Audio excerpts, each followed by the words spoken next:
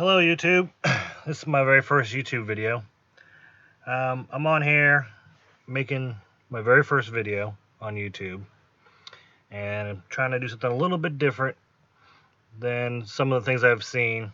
You watch the usual YouTubers like Fly Daily and whatever doing War Thunder content, but I see a lot of either not understanding aircraft or weapons or whatnot, and I have a background in aircraft and weapons, so I'd just like to make a video that was a little different, where I touch a little less on gameplay and a little bit more on the actual history or components and mechanical aspects of aircraft, tanks, ships, guns, bombs, and whatnot.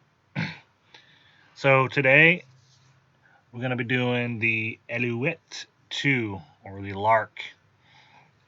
The Alouette is a French light helicopter originally manufactured by Sud Aviation, hence the SA in the SA-313B, and later Aerospatiale.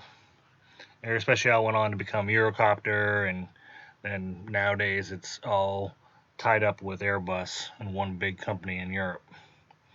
The first helicopter was produced, it had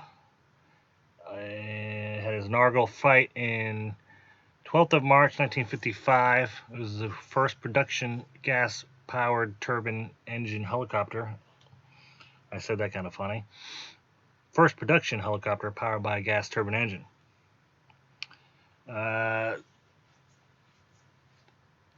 Started full production in 1956 and went on to produce over 1,300 aircraft between 1956 and 1975.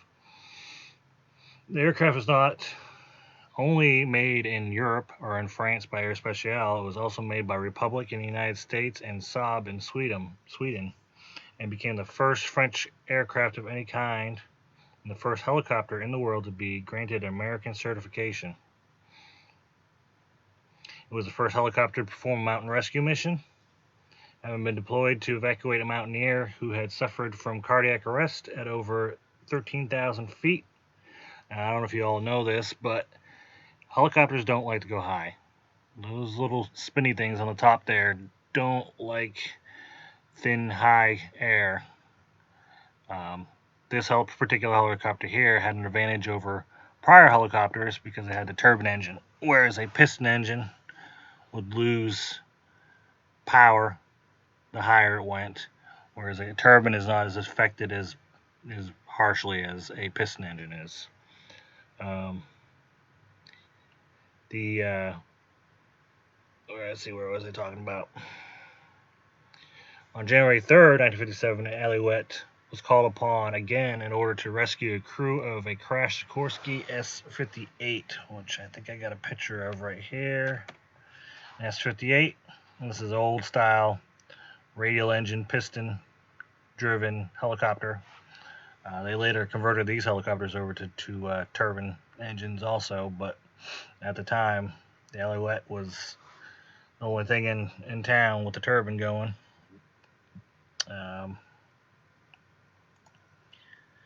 So yeah, it had to save the people from crashed one of those helicopters.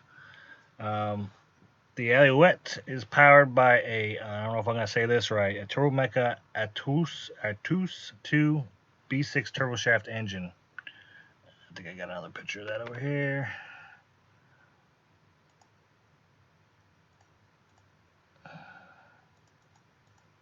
This is it right here. Atus 2, this turbine is a single turboshaft engine with an annular intake. Your intake's right here. Here's a compressor with a single stage annual combustion chamber and a single stage centrifugal compressor. So this is just centrifugal compressor right here. The air comes in, it's squeezed, comes out these little fins into this area here. This is your annular combustion chamber right here. So it's kind of shaped like a donut. The air is basically compressed and pushed in through these little holes here where fuel is added. It explodes, heads out the back. And out the back, you have a two-stage axial turbine and mechanical. You have a two-stage turbine back here. Basically, you got one turbine right here, which drives this outer shaft, which drives this compressor, which keeps the engine running. And you have this turbine right here, which has an inner shaft, which goes all the way through the front up into your accessory gearbox. And this is where everything goes up to the gearbox to turn the rotor head.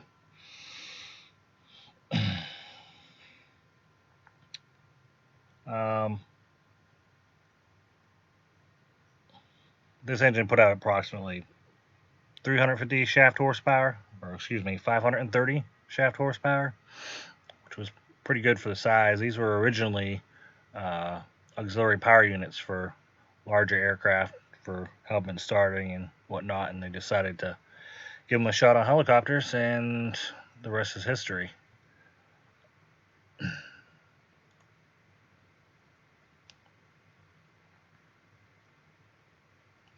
The need for a normal throttle on the collective pitch lever had been eliminated because the Alouette is powered by a constant speed fixed turbine, which is mechanically connected to the main rotor. Therefore, any tendency of the rotor to vary in RPM, also called droop, as a result of the pilot's changing of collective pitch, is immediately sensed by the turbine governor, which automatically programs fuel to match engine output power demand, thus maintaining a constant RPM. So what they're saying there is when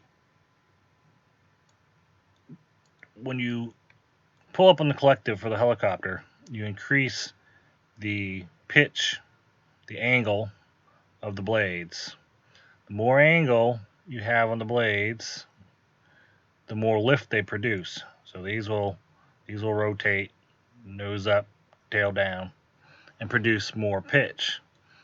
When you do that, it also produces more drag, which means the engine has to put out more power in order to keep the rotor blades spinning at a constant speed. Typically, that rotor head spins between 350 and 600 RPM. It tries to stay at that speed at all times. There's a governing system in the engine that senses all that and tries to keep it going. Now, I see a lot of people on War Thunder videos, they take off and they set their collective to 100%, and then their RPM starts going in the red and it starts flashing in the screen. Well, what's going on there is that your engine is not producing enough power to keep the rotor blades spinning at that constant speed. So what you got to do is you need to reduce that collective down to usually about 94%. I mean, this is true to real helicopters and also to the game, is that what can end up happening is that you'll slow the blades down enough that it'll no longer fly. You'll crash. But so just keep the collective setting at about 97-96%, and you always keep your rotor NR, it's called the NR, speed up and not have to deal with that red flashing light in your way.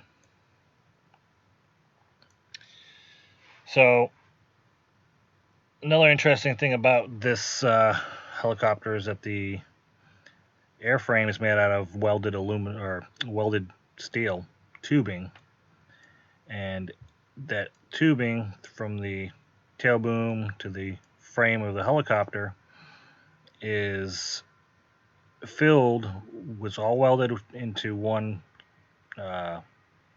airtight piece throughout here, and then it's filled with nitrogen. Nitrogen is an inert gas, and it won't promote corrosion. And in the airframe, they have these little indicators. So if at any point in that airframe does there become a crack and the nitrogen escapes out the crack in the frame, you'll get a red indication on the indicator right here to tell you that you cracked somewhere on your airframe, that you need to find out where the crack is before your tail boom falls off. I thought that was a pretty interesting little safety feature that the aircraft provides the operator. I'm only going to touch briefly on the weapon systems. These here are the MG3s. I think they're MG3s. Yeah. They are a German multi-purpose machine gun chambered in 7.62 by 51 millimeter, which is a 308 cartridge. It's a direct descendant of the MG42, which is the old school World War II Nazi machine gun that you all know from every video game ever made. Get a picture over here. There you go. Same thing, just chambered in a NATO round. I think they still use them today, actually, but I'm not positive. The other thing that it had was I'll switch them out here to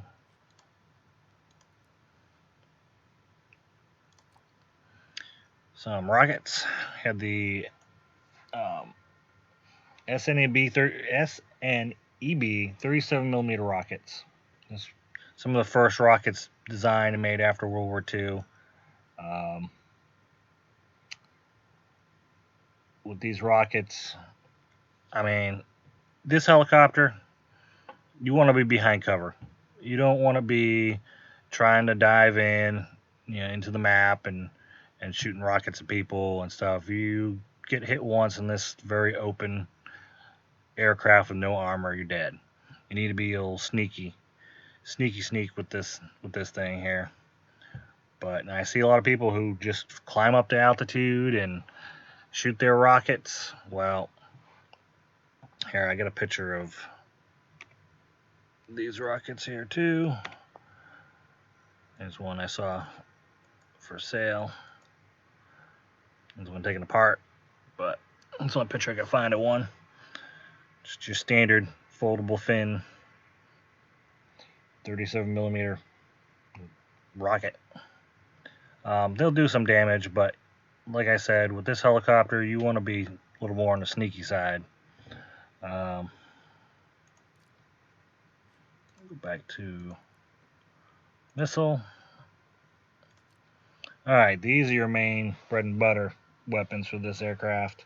This is the SS-11. It was designed designation of the Nord Aviation MCLOS wire-guided anti-tank missile.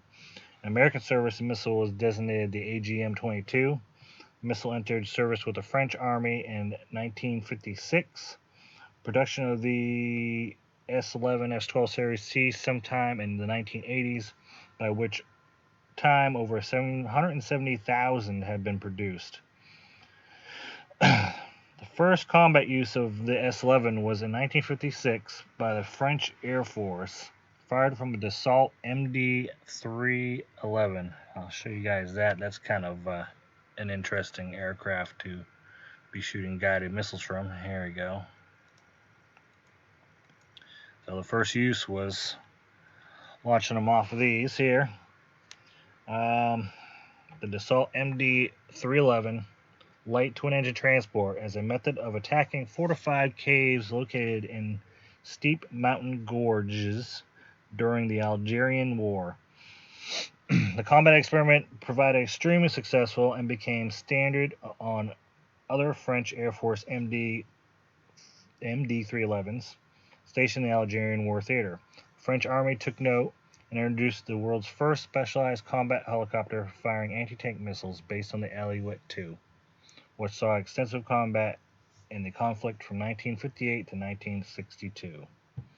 So, this helicopter that you are playing here was if not the first, is the first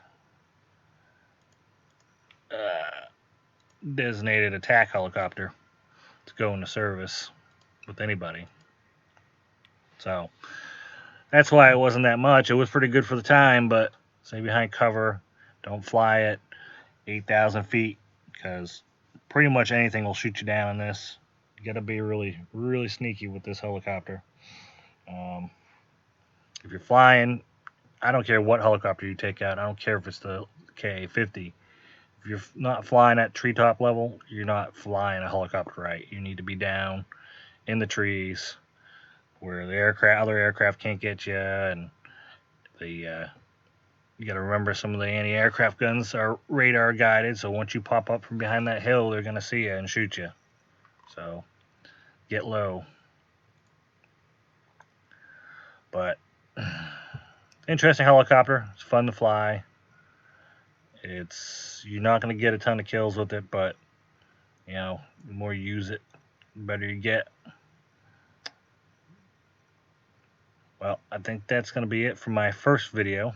So let me know what you want to hear, what you want to see. I can go more into detail and tell you all about starter generators and your support tubes and rotor brakes and tail rotor drive shafts. Oh, and one thing I've seen that Gaijin does, and if Gaijin ever listens, these horizontal stabilizers don't move on any helicopter, except for maybe the 60. But most helicopters have horizontal stabilizer. They're stationary. I can't stand seeing those things flap up and down when I pull up and down. But anyways, that's it for my first try. Thanks for watching.